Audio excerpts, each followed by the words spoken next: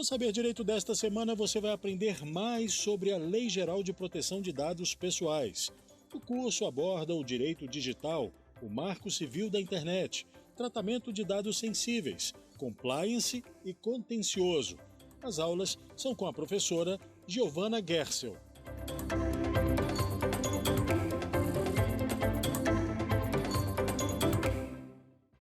Olá, sejam bem-vindos ao Saber Direito. Nesse curso nós vamos falar sobre Lei Geral de Proteção de Dados, Compliance e Contencioso. O meu nome é Giovana Gersel, eu sou advogada, especialista em Direito Digital e Direito Penal.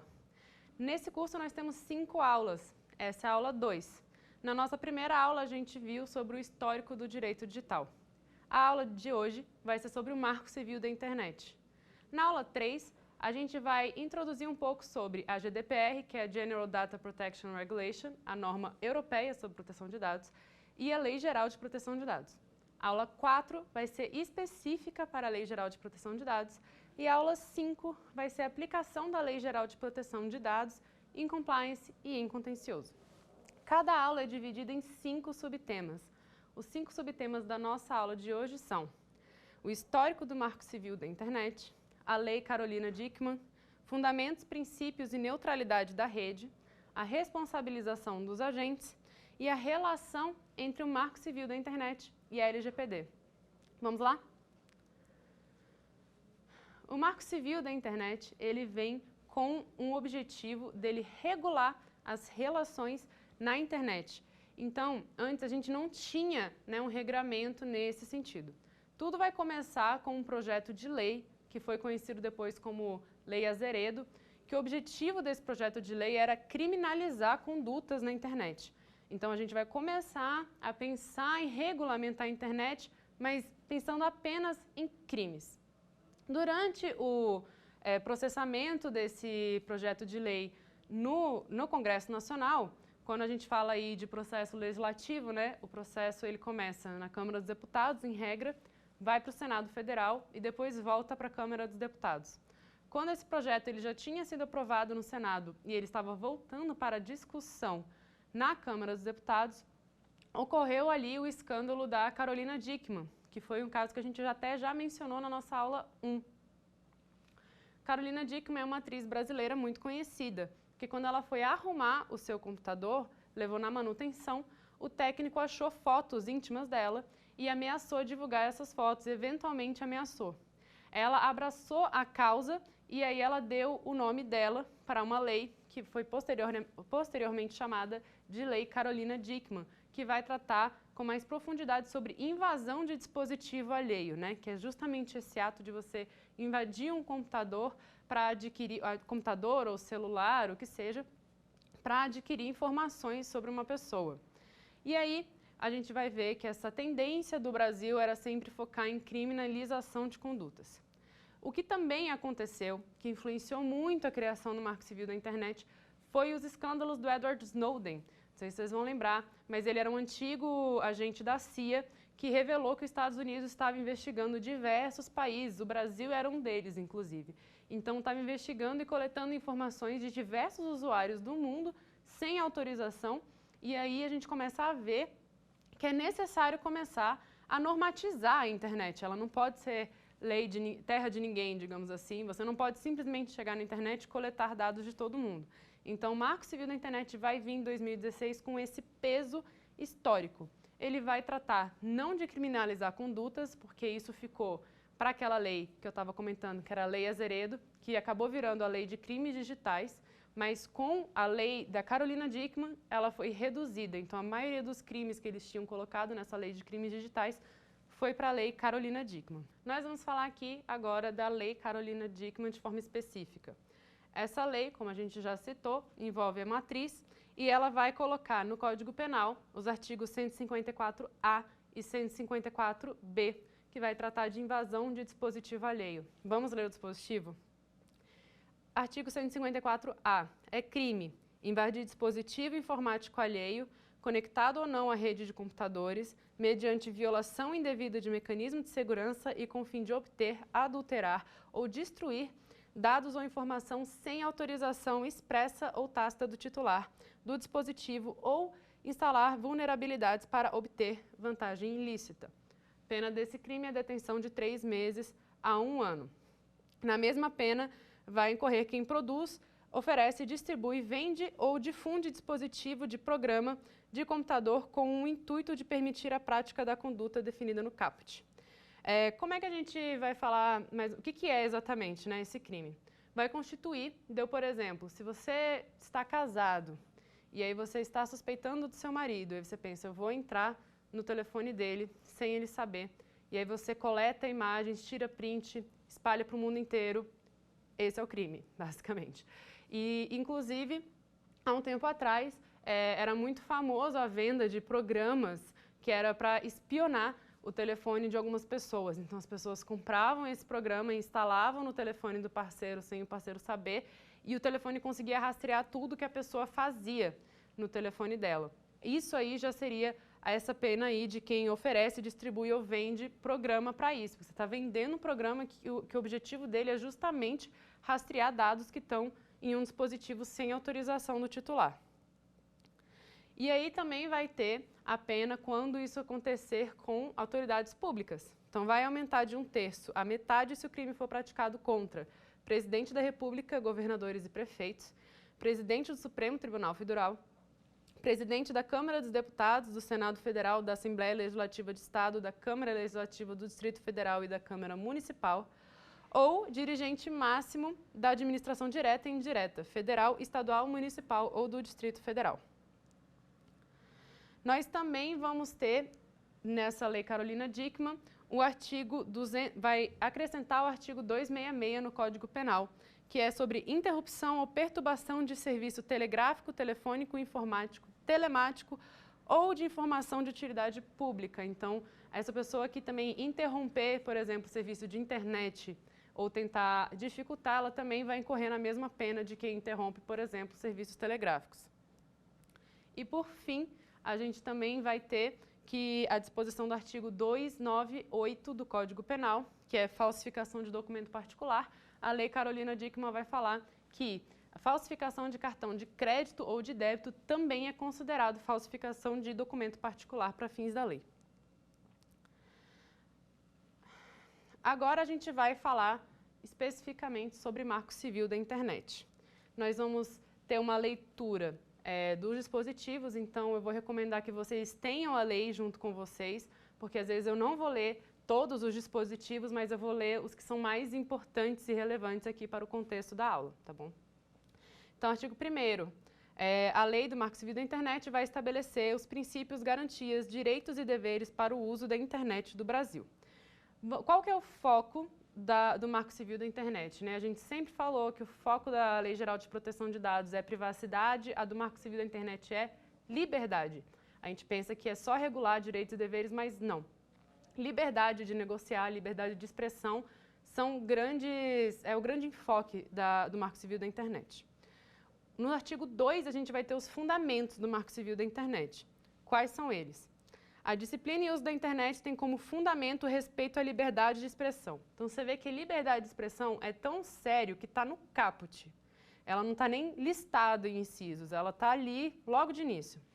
Agora vamos para os incisos. 1. Reconhecimento da escala mundial da internet. Então, esse fato de que a internet está ali no mundo inteiro. Os direitos humanos, o desenvolvimento da personalidade e o exercício da cidadania em meios digitais. A pluralidade e diversidade, a abertura e a colaboração, a livre iniciativa, a livre concorrência e a defesa do consumidor e a finalidade social da rede.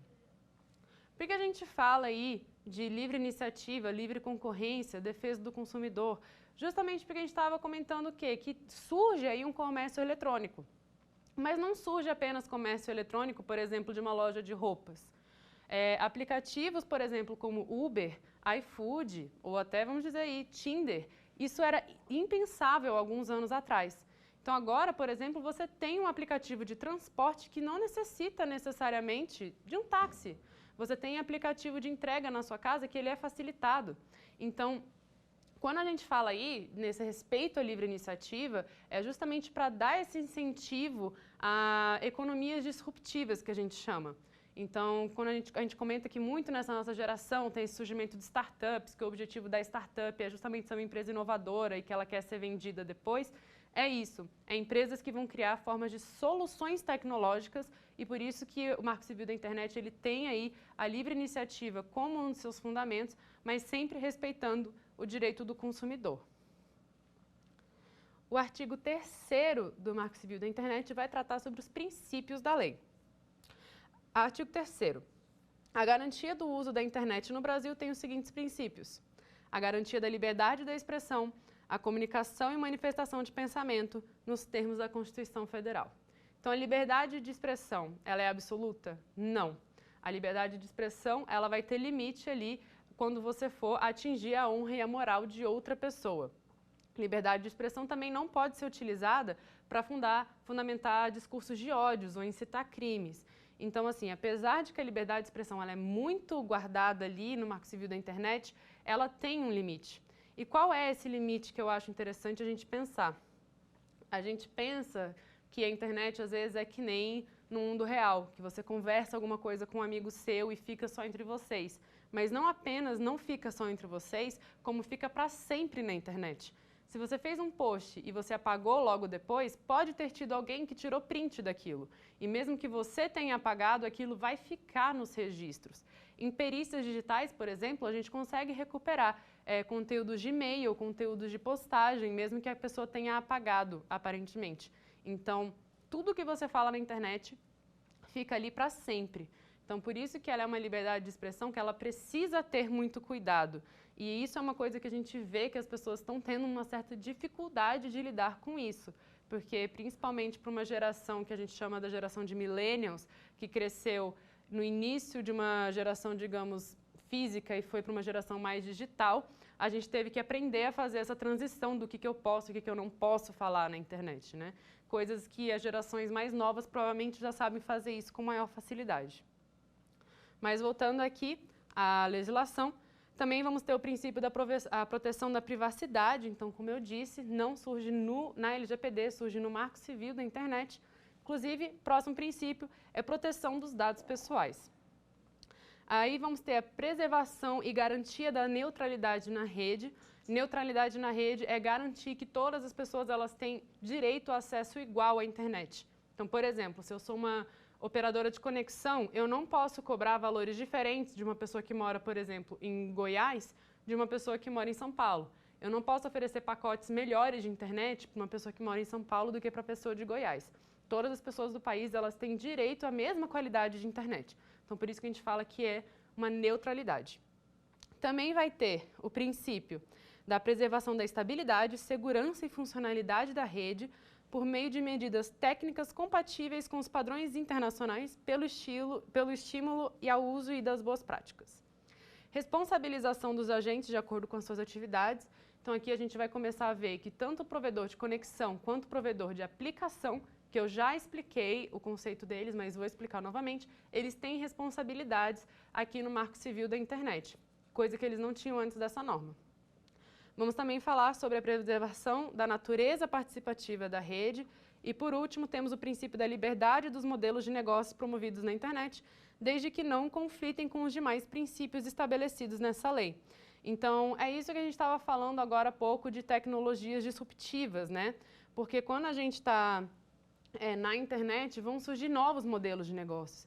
E esses modelos de negócios, eles vão fazer com que a gente vai atualizar a nossa forma de se relacionar ali com as empresas. Então, por isso que eles falam da liberdade desse modelo de negócio. Se a gente fosse restringir a criação de novos modelos de negócio, provavelmente a gente não teria aí grandes facilidades que a gente tem hoje em dia. O smartphone mesmo, ele é uma grande tecnologia disruptiva. A gente não era acessível 24 horas por dia e hoje somos. Claro que isso vem com um nível de consequência, mas aí vai a critério do usuário, certo? Sobre a questão de privacidade e proteção de dados, eu tenho aí um julgado que eu considero muito interessante. A gente já sabe que no Brasil a gente consegue fazer, por exemplo, quebra de sigilo telefônico, mas existia ali uma certa questão do que a gente faz quando, por exemplo, um agente policial, ele aborda um suspeito e desbloqueia o telefone dele, pega as mensagens no WhatsApp. mensagem no WhatsApp equivale também a ligações telefônicas? Precisa de ordem judicial? O STJ decidiu que sim, precisa de ordem judicial. Isso já é pacificado na nossa jurisprudência e também a doutrina também é pacífica em relação a isso. Conversas de WhatsApp, mensagens de telefone, elas também são abarcadas pelo direito do sigilo. Então, se você é um agente policial e você aborda um suspeito, você vai precisar de uma ordem judicial. Você não pode desbloquear aquele telefone e usar, por exemplo, mensagens que você viu no WhatsApp para fundamentar a prisão. Isso vai ser considerado uma prova ilegal, certo? E aí, novamente, a gente vai falar um pouco mais sobre neutralidade da rede. Ela está conceituada também no artigo 9º do Marco Civil da Internet e ela vai determinar o tratamento isonômico para qualquer pacote de dados. Em um conceito aqui de Vitor Gonçalves, o conceito de neutralidade da rede estabelece que as empresas de telecomunicação que provêm o tráfego de dados em suas redes não podem aplicar regras diferentes entre si e usuários. O outro princípio que a gente vai se adentrar um pouco mais é do princípio da estabilidade. O que ele significa? Que o serviço de prestação de serviço da internet precisa ser contínuo. Então, em teoria, se você contrata um pacote de internet, ele não pode ficar caindo ou ser falho. Sei que essa não é a realidade aí para uma grande parte dos brasileiros, mas, em regra, o serviço de internet tem que ter qualidade, tem que ser contínuo. Inclusive, os provedores de conexão, eles têm que garantir que você tenha direito à manutenção, caso tenha alguma instabilidade da rede. Inclusive, o princípio da instabilidade vai falar que a empresa ela não pode cortar o seu serviço de internet, a não ser que esse corte derive do fato de que você está inadimplente com a empresa. Por fim, a gente vai falar sobre o princípio da responsabilização dos agentes, o que é uma coisa muito interessante a gente pensar, porque a gente não tinha ainda respostas para isso quando a gente tratava de crimes no ambiente digital. Por exemplo, se você estava num aplicativo e uma pessoa te ofendia, ou roubava dinheiro de você, ou praticava estelionato emocional, como que você ia conseguir ir atrás dessa pessoa? Antes do Marco Civil da Internet, os provedores de conexão eles não tinham uma obrigação legal de oferecer esses dados para você. E aí você pensa, tudo bem, mas por que eles não iam querer oferecer o dado legal dessas pessoas? Porque esses dados, primeiro, eles precisam ser guardados de forma sigilosa. Aí o que o provedor de conexão passa? Se eu quebro esse sigilo, eu corro o risco de ser processado pela pessoa que eu quebrei o sigilo dela. E isso, aparentemente, é um pouco mais grave do que o crime que essa pessoa cometeu com um terceiro. Então, por isso que os provedores de conexão não gostavam e não faziam isso por conta própria. Sem contar, claro, que isso demanda trabalho, e todo trabalho dentro de uma empresa vai demandar o quê? Mais custos. Então, se eu vou precisar ter alguém ali especificamente para gerenciar a guarda de registros, isso vai custar mais caro para a minha empresa. Então, os provedores de conexão não tinham esse interesse de ficar aí quebrando o sigilo dos seus usuários.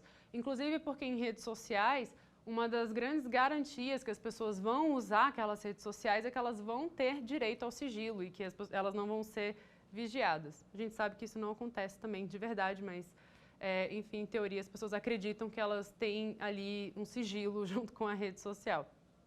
Então, precisamos do Marco Civil da Internet para colocar a responsabilização nesses agentes, no sentido de que, se tiver uma ordem judicial, eles são sim obrigados a quebrar esse sigilo, porque senão vai ficar impossível rastrear alguém que cometeu um crime na internet. E aí, de fato, a internet vira terra de ninguém, porque as pessoas realmente sentem que por trás do computador elas podem cometer qualquer crime e que elas não vão ser encontradas. Então, o Marco Civil da Internet, ele não apenas coloca uma segurança para os usuários, mas ele também dá uma eficiência para o trabalho da polícia, por exemplo, de conseguir achar redes de crimes de pedofilia, de conseguir achar redes de estelionatários. Tudo isso é muito importante, a gente só consegue isso com essa quebra de sigilo.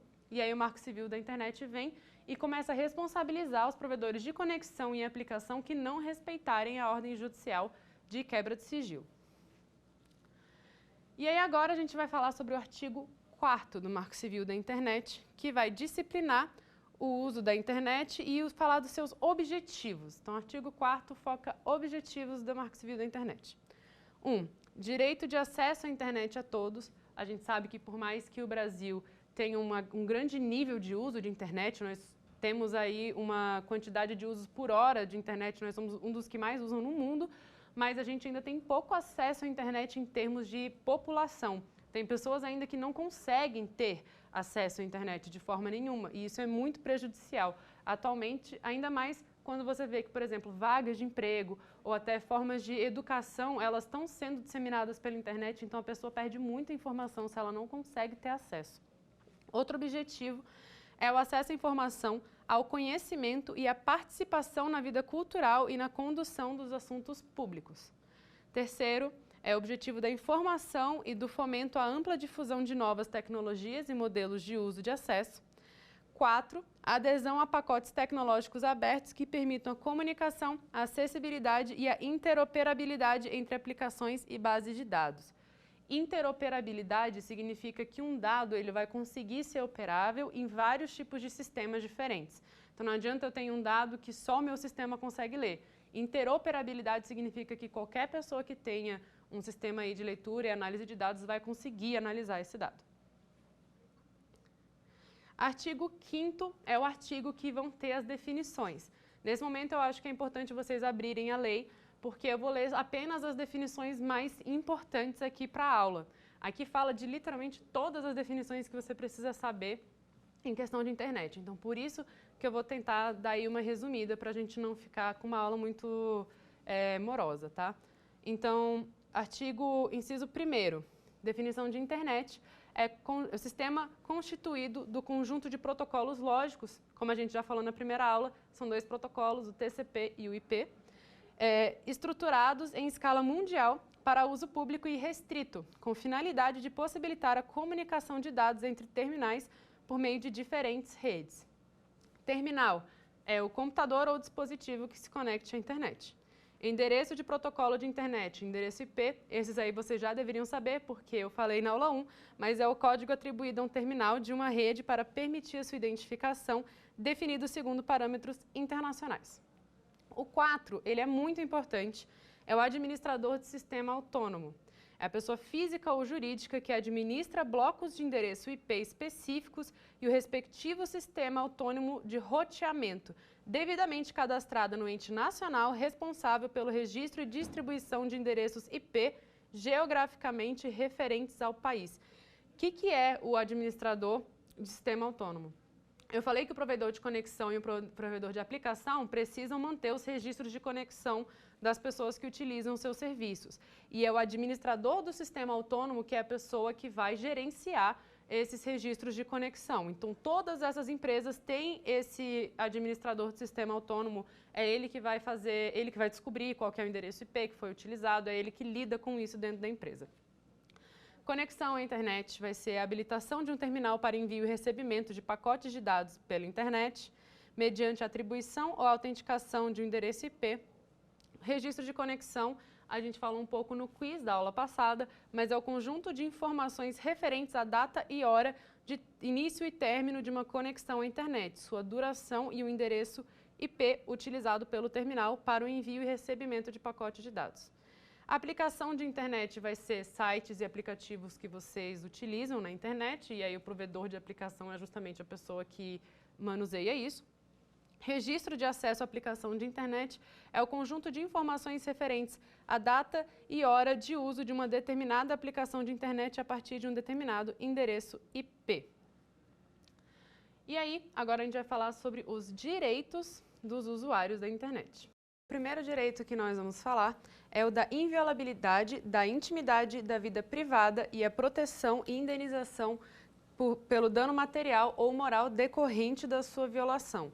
Aqui a gente pode até fazer uma comparação, por exemplo, quando a gente trata de violação da intimidade de pessoas que são famosas. Então, mesmo quando a pessoa ela é uma pessoa pública, ela tem direito à intimidade e à privacidade dela. E não é porque a pessoa é uma figura pública que certas coisas podem ser divulgadas. Então, mesmo que a liberdade de expressão, por exemplo, seja uma máxima no Marco Civil da internet, a gente vai ter aí também a proteção da privacidade do indivíduo. Claro que não num nível tão alto quanto a gente vai falar depois na LGPD. O segundo direito é a inviolabilidade e o sigilo do fluxo de suas comunicações por internet, salvo por ordem judicial. e aí a gente pode meio que dizer que isso seria o sigilo dos seus registros de conexão. E aí o terceiro seria a inviolabilidade e sigilo das suas comunicações privadas armazenadas, salvo por ordem judicial. Aí também é aquela questão que nós estávamos conversando, por exemplo, da gente quebrar o sigilo de uma conversa no WhatsApp ou quebrar o sigilo de um e-mail. O sigilo das comunicações ele é garantido pelo Marco Civil da Internet e apenas, somente por ordem judicial é que ele vai ser quebrado.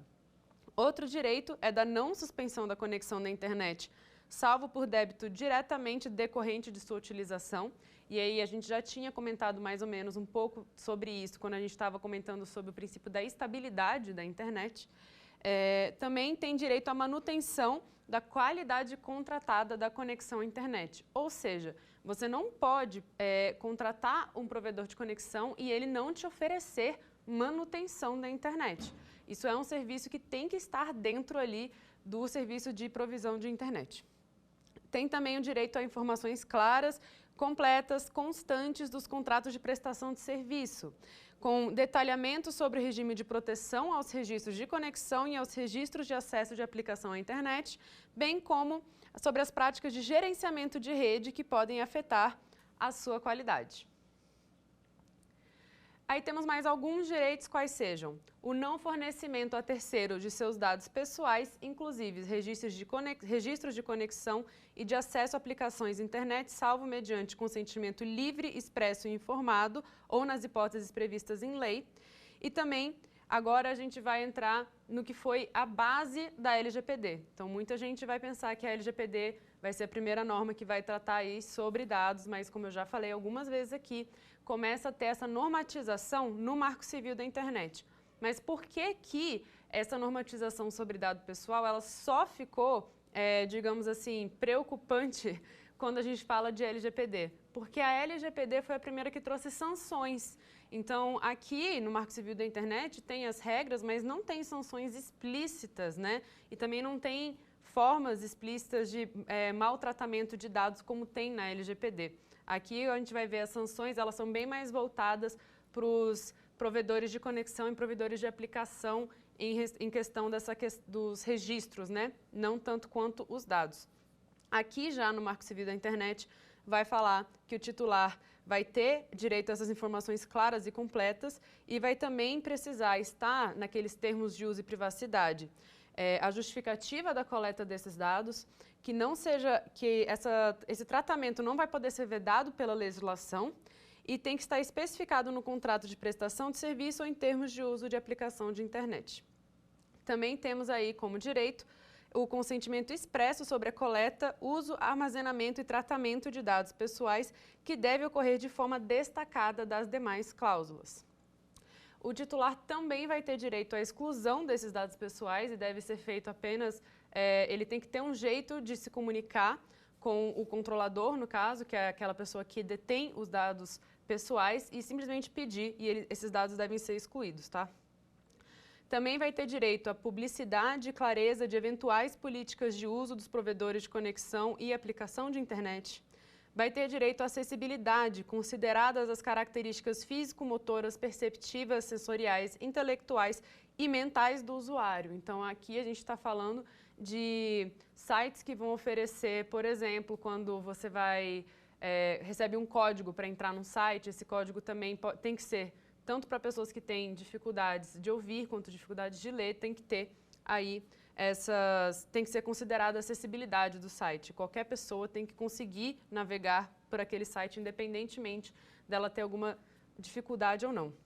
E também, por último, nós vamos ter o direito da aplicação das normas de proteção e defesa do consumidor nas relações de consumo realizadas na internet. Essa proteção dos direitos do consumidor tem, inclusive, já discriminadas no CDC. Por exemplo, quando você compra um artigo pela internet, você tem o direito de devolução em até 7 dias. E aí, isso é uma coisa um pouco curiosa, porque aí já é um direito que se iniciou no digital e que a gente consegue ver que ele também se estende um pouco no mundo físico. Em teoria, quando você vai para uma loja e você compra uma roupa, por exemplo, você deveria ter olhado se tinha algum defeito. Em teoria, você não tem tanto direito de troca, mas foi uma boa prática que as lojas resolveram adotar, de você poder trocar ou devolver um produto que você se arrependeu depois de comprar, e isso veio desse direito da internet.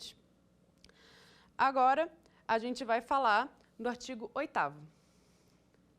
O artigo 8º vai falar da garantia ao direito da privacidade e a liberdade de expressão nas comunicações é condição para o pleno exercício do direito da internet. Aqui vai falar quais são as cláusulas que são nulas de pleno direito quando a gente está tratando aí de contratos de termos de uso e condição.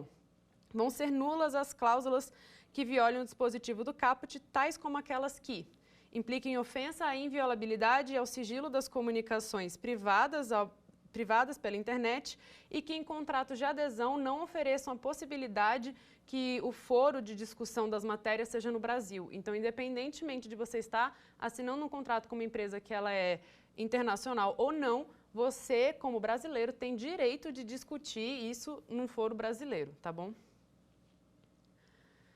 No artigo 3º, nós vamos falar sobre, na provisão de conexão na internet, vai caber ao administrador do sistema autônomo. Lembre que eu tinha falado que ele era muito importante, porque ele era a pessoa que gerenciava os registros de conexão, pois agora ele está aparecendo aqui, e vai caber a ele manter os registros de conexão sob sigilo em ambiente controlado pelo prazo de 1 ano. Aqui, a gente está falando o quê? De provedor de conexão. Quando é provedor de conexão, o prazo para manter os registros de conexão é de 1 ano. Quando a gente falar de provedor de aplicação, o prazo para manter os registros já vai ser menor, vai ser de 6 meses.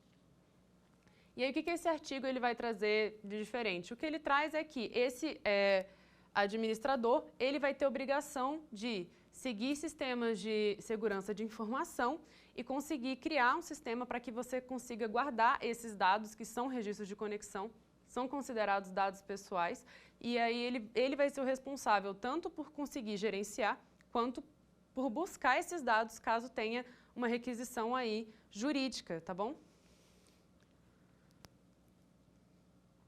E agora a gente vai falar sobre a guarda e os registros de aplicação de acesso à internet na provisão de aplicações. Que nem eu falei, quando a gente estiver tratando de provedor de aplicação, o prazo vai ser reduzido, vai ser um prazo de 6 meses, tá bom? E aí, a ordem judicial vai poder obrigar, por tempo certo, os provedores de aplicação de internet que não estão sujeitos a essa regra a guardarem os registros de acesso pelo tempo que está tratado. Quais são os provedores de aplicação que são obrigados a manter os registros de acesso? De acordo com o artigo 15 do Marco Civil da Internet, apenas os provedores que exerçam atividade de forma organizada, profissionalmente e com fins econômicos que têm a obrigação de manter esses registros. Então, se você, por exemplo, tem um site, você pode ser considerado um provedor de aplicação, mas se é um site pessoal seu, você não teria essa obrigação de manter o registro, a não ser que tenha aí uma ordem judicial que fale que você vai precisar manter, independentemente de você exercer essa atividade para fins econômicos ou não. E aí, agora nós vamos entrar na responsabilização dos agentes, que é uma grande mudança aí no Marco Civil da Internet. A responsabilização dos agentes começa a ser tratada a partir do artigo 18. O artigo 18 vai dizer que os agentes eles não são responsabilizáveis por atos cometidos por terceiros. Então, em regra, se você é um provedor de conexão ou um provedor de aplicação, você não vai responder por crimes que ocorreram dentro do seu sistema, a não ser que tenha uma ordem judicial mandando você quebrar esse sigilo e você não obedeça. E aí, nós vamos ter essa redação aí no artigo 19. Com o intuito de assegurar a liberdade de expressão e impedir a censura, provedor de aplicações de internet somente poderá ser responsabilizado civilmente pelos danos decorrentes do conteúdo gerado por terceiros, após ordem específica não tomar as providências para, no âmbito dos limites técnicos do seu serviço e dentro do prazo assinalado, tornar indisponível o conteúdo apontado como infringente.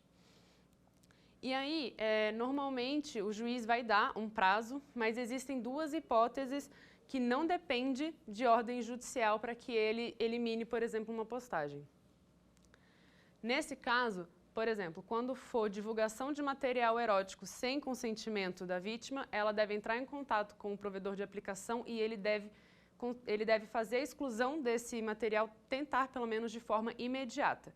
A jurisprudência tem aceitado um prazo aí de até 24 horas, mas então quando se tratar de materiais de fotos ou vídeos íntimos, aí o prazo é 24 horas e não precisa de ordem judicial. Se você tiver entrado em contato com o provedor de aplicação e ele não tiver te respondido, ele vai responder por isso. Um outro fator também que não depende de ordem judicial é quando a gente estiver tratando de direitos autorais. Então, se eu tenho, por exemplo, um vídeo e eu vejo que uma pessoa plagiou meu vídeo completamente, eu vou entrar em contato com a plataforma de aplicativo e eles têm, do dia que eu informei a eles, aí esse prazo para poder retirar. Também não precisa de ordem judicial para isso.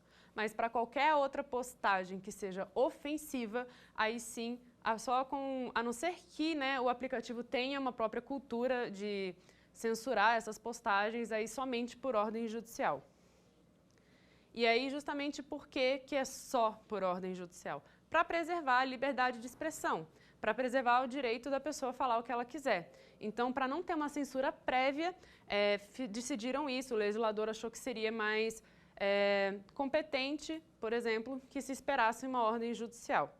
Então, é por isso que tem essa demora e porque é justamente assim, alguns aplicativos também por conta própria realizam esse tratamento. E aí a gente vai ver que é muito comum ter censuras e contas caírem em aplicativos como o Instagram. O Instagram ele já é bem restritivo em relação ao tipo de coisa que você pode postar, e isso aí é uma regra interna do próprio aplicativo, e ele mesmo já tem algoritmos que identificam postagens que podem ser ofensivas, e para ele não ter que gastar dinheiro com o jurídico, é mais fácil ele simplesmente derrubar a conta ou excluir aquela postagem.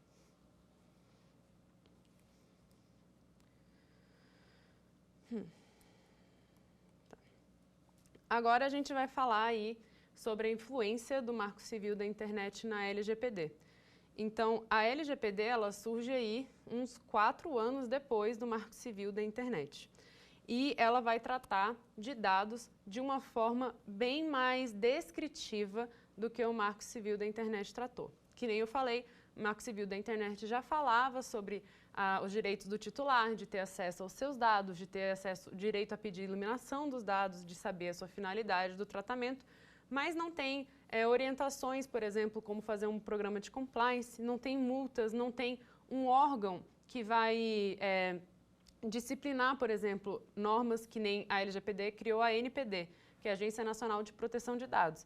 A Agência Nacional de Proteção de Dados, além dela fazer normas complementares à LGPD, ela também vai ser responsável por zelar pelo cumprimento da norma e fiscalizar e também gerenciar os processos administrativos que vão ocorrer para quem estiver agindo de forma contrária à lei. Então, tem alguns princípios, o Marco Civil da Internet, ele tem alguns princípios que disciplinam o uso da internet, mas ele vai abordar isso de uma forma realmente muito genérica. Em um breve resumo aí da normatização, o artigo 7º vai determinar os direitos dos usuários e vários deles vão ser relativos aí a esse tratamento.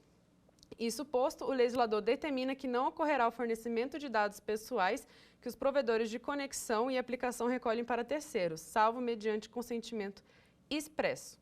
E essa questão do consentimento, ela vai ser muito mais fundamentada na LGPD também, apesar de que ambos falam, né, que o consentimento tem que ser escrito, tem que ter cláusula destacada, mas a LGPD vai tratar também, por exemplo, de hipóteses que você vai poder recolher os dados sem consentimento.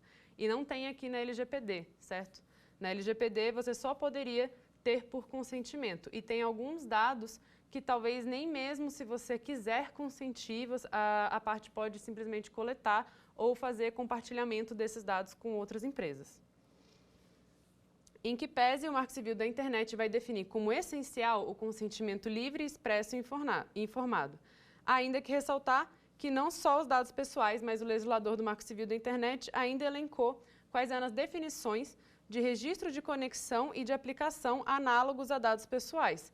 Inclusive porque, quando a gente fala que registro de conexão ele é um dado pessoal, a gente está dizendo que ele é um dado pessoal porque ele é um dado que é possível identificar uma pessoa através dele. Então, por isso que o registro de conexão para o Marco Civil da Internet é considerado como dado pessoal. Quando a gente for ver a LGPD, a gente vai ver que a definição dela de dado pessoal ela é uma definição bem restrita. E aqui na LGPD, e principalmente no decreto que regulamentou a LGPD, eles deram uma interpretação um pouco mais abrangente do que seria dado pessoal, incluindo aí, né, o registro de conexão e, por exemplo, o e-mail do seu dispositivo. O celular normalmente é um dispositivo que vem com o número e-mail que identifica qual que é aquela máquina. E então, do artigo 7º, a gente vai ter, a partir do inciso 7º também, que vai começar a abordar esses direitos e ele vai dispor do direito do não fornecimento a terceiros dos seus dados pessoais, inclusive registros de conexão e acesso a aplicações de internet. Justamente também para que você comece a impedir a comercialização de dados de forma excessiva. Então, aqui já começa a ter uma restrição, já começa a permitir que o usuário tenha um pouquinho mais de controle, que ele não seja tão deliberadamente, digamos assim, manipulado pelo sistema, vamos dizer. Então, vamos falar aqui um pouco de definição de dado pessoal. A definição de dado pessoal que é trazida pelo decreto que regulamentou o Marco Civil da Internet é dado relacionado à pessoa natural identificada ou identificável, inclusive números identificativos, dados locacionais ou identificadores eletrônicos, quando esses estiverem relacionados a uma pessoa, como, por exemplo, endereço IP e e-mail. A diferença, por exemplo, aqui na LGPD, dado pessoal é conceituado de uma forma bem restritiva. É dado relacionado à pessoa identificada ou identificável. Então, vocês podem ver que realmente esse conceito pelo Marco Civil da Internet, ele realmente é mais amplo. E aí, outra questão que vai falar é do consentimento livre, que a gente já disse, sempre tendo um foco aí na liberdade de expressão.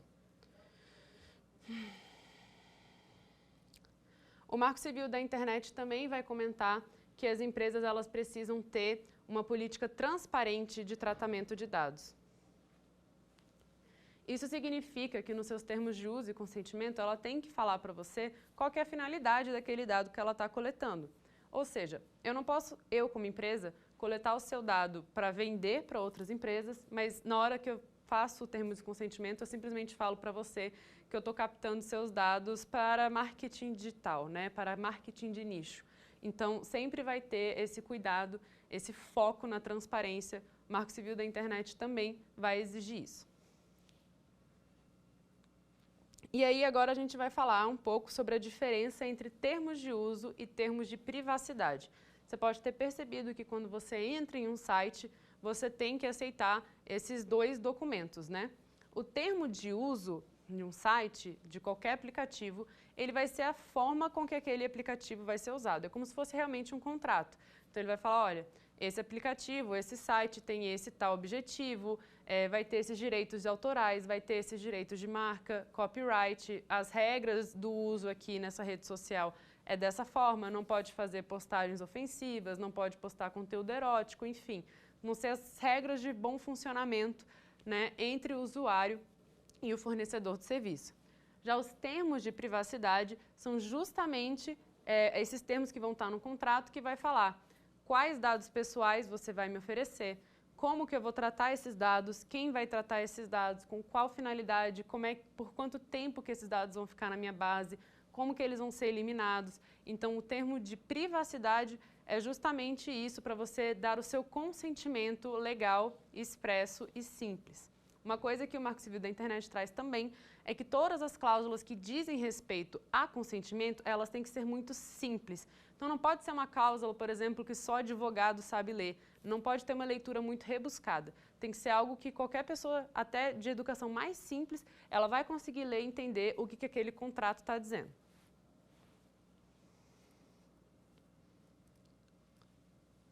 No tocante às políticas de privacidade, o foco vai ser sempre o de prezar pelas transparências das regras de tratamento na plataforma ou aplicação acerca de proteção de dados.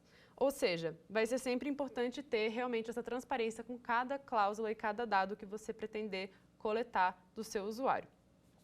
E isso vai ser uma coisa que a gente vai ver muito e muito mesmo na LGPD, e esse vai ser um dos grandes focos também da legislação. Por que acontece? Se você é uma empresa e você não tem um bom compliance, se você não tem regras extremamente claras sobre proteção de dados, caso ocorra algum vazamento ou alguma infração, você vai ter uma maior dificuldade, ou pelo menos você vai ter uma aplicação mais severa de sanções. Quando a gente trata de você fazer um contrato de termo de consentimento, um contrato de termo de privacidade, que ele é completo, ele é não só uma segurança para o usuário, mas ele também é uma segurança para a empresa. Porque a empresa pode falar que naquele contrato sempre esteve tudo discriminado de como é que aquele dado ia ser coletado e que ela sempre foi muito transparente em relação ao usuário. E não basta apenas a gente focar também só nos contratos. A gente também tem que focar na segurança da informação. Antes da LGPD, a gente vai ter um foco em segurança da informação com alguns sistemas de segurança, como, por exemplo, um programa ISO 27001, um programa ISO 27000, um programa ISO 9000. São todos programas aí de gestão de segurança da informação. Qual que é o objetivo desses programas? O objetivo deles é criar etapas, eles vão criar uma cultura dentro da sua empresa de segurança da informação. Eles vão fazer um mapeamento de dados e ver quais são os riscos desses dados. Risco alto, baixo ou grande, como é que você vai poder evitar que esses dados vazem, como é que você vai poder tentar prever eventuais riscos, ver também quais pessoas dentro da organização é que deveriam ter acesso àqueles dados. Então, muitas vezes, quando os dados não são organizados, a gente vai ver que muitas pessoas têm acesso e elas não deveriam ter. Isso é um grande fator de risco, porque às vezes um funcionário desavisado pode acabar vazando um dado e não saber que aquele dado era um dado pessoal, sensível, não saber que aquele dado não poderia ser vazado de jeito nenhum. Então, por isso que é extremamente importante a gente pensar numa cultura de proteção de dados. Agora eu vou falar sobre algumas dúvidas, tirar algumas dúvidas comuns que eu recebo aí sobre Marco Civil da Internet. Primeira pergunta seria, a LGPD substituiu o Marco Civil da Internet? Não. A LGPD ela veio para regulamentar, como eu já falei algumas vezes aqui, de forma mais não discricionária. Ela veio para regulamentar de forma mais organizada como é que será feito o tratamento de dados. A LGPD também cria a primeira Autoridade Nacional de Proteção de Dados e é essa autoridade que vai fiscalizar e garantir que os tratamentos de dados estão sendo feitos de forma correta. Segunda pergunta, que tipos de informação do usuário são armazenados e por quanto tempo? São coletadas informações do usuário, tanto dados cadastrais, como seus registros de conexão e registros de aplicação. Registro de conexão vai ser qual computador que ele acessou a internet, então vai ser aquele endereço IP externo, e o registro de aplicação vai ser quando ele entrou naquela aplicação, quantas vezes ele publicou, o que ele publicou. Então, esses tipos de registros, eles são guardados aí e previstos no Marco Civil da Internet. E, por fim, a terceira pergunta vai ser, caso alguém exponha fotos ou conversas minhas na internet, eu tenho como me proteger? Sim. Você tem como entrar em contato com o provedor de aplicação, você também tem como fazer isso via judicial. Por meio judicial, você vai conseguir o acesso do protocolo IP e assim você vai conseguir identificar quem é essa pessoa. Caso você sofra algum crime no ambiente cibernético, ideal é sempre também que você faça um boletim de ocorrência e uma delegacia especializada em crimes cibernéticos. A gente vê muito disso aqui já pelo Brasil. Em algumas cidades menores não tem, mas em cidades de capital já é bem comum ter delegacias sobre crimes cibernéticos. E agora, nós vamos para o nosso quiz.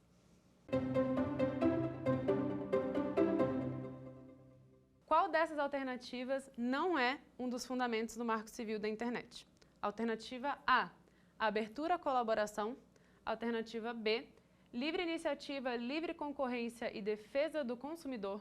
Alternativa C, finalidade comercial da rede. Ou alternativa D, pluralidade e diversidade. Qual é a alternativa que você acha que está correta? A alternativa que não é um dos fundamentos do Marco Civil da Internet é a finalidade comercial da rede. Isso porque ela vai ser a finalidade social da rede. É meio que uma pergunta pegadinha, quase uma de concurso público, seria assim mais ou menos que eles iriam cobrar de vocês. A abertura à colaboração, ela é um dos fundamentos do Marco Civil da Internet. A abertura à colaboração é justamente a gente pensar na internet como esse local em que as pessoas também se ajudam ou que elas passam informação. Então, a internet ela é uma rede mundial colaborativa, a gente fala assim. Até porque muitas das coisas da internet, ela só consegue, a internet ela só tem esse poder de informação porque ele é alimentado pelas próprias pessoas. A gente vê muito isso em sites, por exemplo, como o Wikipédia. O Wikipédia, ele só tem o tamanho que ele tem porque todos os dias alguém vai lá e coloca informações no site. E ela faz isso muitas vezes de forma gratuita. Então, é isso que a gente fala quando a gente está querendo dizer de colaboração da rede, né?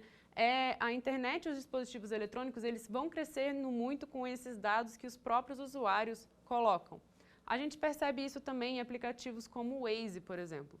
O Waze, ele consegue ver, por exemplo, qual que é a rota mais rápida para você tomar para um determinado local. Ele só consegue isso porque os motoristas, sempre que usam, estão fornecendo seus dados e muitas vezes os próprios motoristas falam, esse caminho aqui está com trânsito, esse caminho aqui está com acidente e assim, dando esses dados, o algoritmo consegue se aperfeiçoar cada vez mais e oferecer um serviço muito melhor para os próprios usuários. A alternativa B é um dos fundamentos do Marco Civil da Internet, a livre iniciativa, a livre concorrência e a defesa do consumidor. E aí é aquela questão que a gente falou, que a internet também vira um mundo de comércio digital. Ali a gente descobriu profissões novas, digital influencer, por exemplo, youtuber, produtor de conteúdo. Então a gente começa a ver tanto criação de empregos novos na internet, profissões novas, como também a migração, né, de certas profissões para a internet. Isso é uma coisa que a gente está vivenciando aqui. Antigamente não seria concebível você fazer uma aula para o Brasil inteiro assistir, conteúdo gratuito, se não fosse uma pessoa, no máximo, ir até a sua aula ou passando pela televisão, que é um sistema muito mais burocrático. Aqui você pode gravar uma aula, colocar no seu aplicativo e pronto, tem acesso imediato a milhares e milhares de brasileiros. O acesso à informação cresceu muito. Então, quando a gente está falando de livre iniciativa, livre concorrência, defesa do consumidor, a gente também está falando aí de toda essa rede, né, de todo esse acesso que a gente vai ter para criar novas profissões, para criar novos regulamentos. E a cada dia vão surgindo profissões novas, profissões que a gente nunca tinha pensado e a gente também tem passado muito do mundo físico para o mundo digital, tendo essa adaptação, né? É importante sempre lembrar da defesa do consumidor. Não importa que seja uma loja estritamente online, ou uma loja que tem uma loja física e venda online também, ou alguém que só vende serviços, né? Vamos vender cursos online, o direito do consumidor ele vai precisar sempre ser respeitado dentro da plataforma de internet. Os provedores de aplicação, eles sofrem um pouco mais com essa questão de direito do consumidor, no sentido de que, né, eles têm obrigações mais concretas. Porque, por exemplo, uma pessoa ela pode fazer um curso online, mas ela pode não explorar ali com essa habitualidade, a ponto dela ser considerada um fornecedor pelo CDC. Então, normalmente, aquela plataforma de aplicação vai ter um nível aí de responsabilidade também, junto com o criador de conteúdo que usa essa plataforma. Já o item D também vai ser um fundamento do Marco Civil da Internet, pluralidade e diversidade. E aqui, pluralidade e diversidade na internet é o que a gente costuma ver aí com uma grande frequência. A gente vê, por exemplo, minorias sociais que antes não tinham muito espaço, né, para fala, conseguindo mais espaço, conseguindo mais direito, né, a maior liberdade de expressão. Pessoas que achavam que elas nunca seriam ouvidas ou notadas, elas conseguem fazer isso por meio da internet. Então, esse é também um dos fundamentos do Marco Civil, a pluralidade e a diversidade dentro desse mundo cibernético. Vamos para a pergunta 2?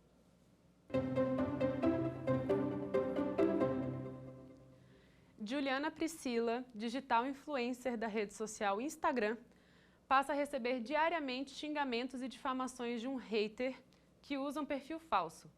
Para resolver a questão, Juliana requer judicialmente que o Instagram disponibilize o nome e a qualificação pessoal do usuário responsável pelas ofensas. Com base no Marco Civil da Internet, assinale a alternativa correta. Alternativa A. O caso narrado não se aplica ao Marco Civil da Internet. Alternativa B. O direito à privacidade e à liberdade de expressão impedem que o Instagram disponibilize o nome e a qualificação pessoal do usuário que ofende a influencer Juliana Priscila. Alternativa C. O Instagram é obrigado a disponibilizar os registros de conexão, o nome e a qualificação do usuário após a requisição da influencer, independentemente de ordem judicial. Ou alternativa D. O Instagram somente será obrigado a disponibilizar os registros de conexão, nome e a qualificação do usuário mediante ordem judicial. Então, qual alternativa você acha que é a certa? a alternativa certa é a alternativa D. O Instagram somente será obrigado a disponibilizar os registros de conexão, o nome e a qualificação do usuário mediante ordem judicial. Agora vamos ver por que as outras alternativas não estão corretas. Na alternativa A, fala que o caso narrado não se aplica ao Marco Civil da Internet. Nós vimos que esse caso se aplica sim ao Marco Civil da Internet, inclusive por causa da responsabilidade dos provedores, tanto de conexão quanto de aplicação. Nesse caso, seria a responsabilidade do provedor de aplicação Instagram, que após a ordem judicial, ele vai ter que disponibilizar as informações de acesso desse usuário que xingou a digital influencer. Esses dados que ele vai dar vão ser dados cadastrais e também ele vai dar um endereço IP do usuário. Endereço IP também que a gente fala que é o externo. Vai identificar qual que vai ser o provedor de conexão, que são empresas como, por exemplo, Vivo, Oi, Claro, Net, que vai permitir a identificação desse usuário. Lá você vai achar o verdadeiro dado cadastral, porque muitas vezes quando pessoas fazem perfis em aplicativos de internet, elas conseguem fazer perfis falsos. Então é somente através desse dado do provedor de conexão que a gente vai conseguir ter certeza de quem que é o verdadeiro infrator. Então se aplica assim ao Marco Civil. Alternativa B. O direito à privacidade e à liberdade de expressão impedem que o Instagram disponibilize o nome e a qualificação pessoal do usuário que ofende a influencer Juliana Priscila. A alternativa está errada porque, apesar do Marco Civil da Internet ser um intenso protetor da liberdade de expressão, a liberdade de expressão ela encontra seus limites. Seus limites nunca vão poder ser ofender a honra e a moral de outra pessoa ou incitar práticas de crime ou cometer crimes até com a sua própria liberdade de expressão. Então, embora a gente vê que a liberdade de expressão é realmente uma das bases do Marco Civil da Internet, o próprio regramento ele tem as limitações aí dessa liberdade de expressão. E a alternativa C, o Instagram é obrigado a disponibilizar os registros de conexão, o nome e a qualificação do usuário após a requisição da influencer, independentemente de ordem judicial. Bem, o próprio regramento fala que ele só é obrigado a dar essas informações sobre ordem judicial. Há apenas duas situações em que ele vai poder eliminar conteúdo e dar essa ordem sem a ordem judicial, da informação sem a ordem judicial, que é quando a gente estiver falando sobre exposição de fotos íntimas, que ele vai ter um prazo de 24 horas para retirar o conteúdo e tentar disponibilizar as informações, ou também em caso de violações de direitos autorais. Nessa aula de hoje, nós falamos sobre o histórico do Marco Civil da Internet, nós falamos sobre os fundamentos, os princípios, os objetivos e os regramentos do Marco Civil da Internet, falamos sobre a responsabilização dos agentes e como proceder aí quando a gente precisar da retirada de um conteúdo ou da prestação da informação. Nós ainda temos 3 aulas, a terceira vai falar sobre GDPR e LGPD, a quarta sobre LGPD especificamente, a quinta sobre o programa de compliance e contencioso digital. Eu espero vocês e até logo. Quer dar uma sugestão de tema para os cursos do Saber Direito? Então mande um e-mail para a gente, saberdireito@stf.jus.br, ou entre em contato por WhatsApp. O número é esse que aparece na tela. Você também pode acompanhar as aulas pela internet. Acesse tvjustiça.jus.br ou nosso canal no YouTube, TV Justiça Oficial.